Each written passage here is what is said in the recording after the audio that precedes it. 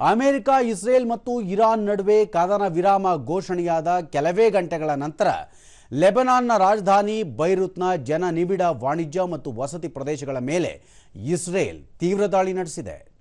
Iran ಬೆಂಬಲಿತ Hezbollah ಉಗ್ರಗಾಮಿ ಸಂಘಟನೆಯ ವಿರುದ್ಧದ ಯುದ್ಧಕ್ಕೆ ಈ ಕದನ ವಿರಾಮ ಅನ್ವಯಿಸುವುದಿಲ್ಲ ಎಂದು ಇಸ್ರೇಲ್ ಪ್ರಧಾನಿ ಬೆಂಜಮಿನ್ ನೇತನ್ಯಾಹು ಹೇಳಿದ ಬೆನ್ನಲ್ಲೇ ಈ ಬೆಳವಣಿಗೆ ನಡೆದಿದೆ.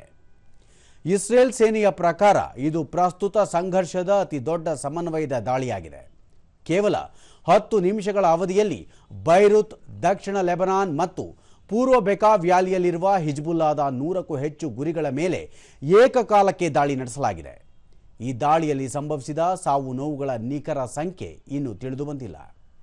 ಕ್ಷಿಪಣಿ ಲಾಂಚರ್ಗಳು, ಕಮಾಂಡ್ ಸೆಂಟರ್ಗಳು ಮತ್ತು ಗುಪ್ತಚರ ಮೂಲಸೌಕರ್ಯಗಳನ್ನು ಗುರಿಯಾಗಿಸಿಕೊಂಡು ಈ ದಾಳಿ ನಡೆಸಲಾಗಿದೆ ಎಂದು ಇಸ್ರೇಲ್ ಸೇನೆ ತಿಳಿಸಿದೆ.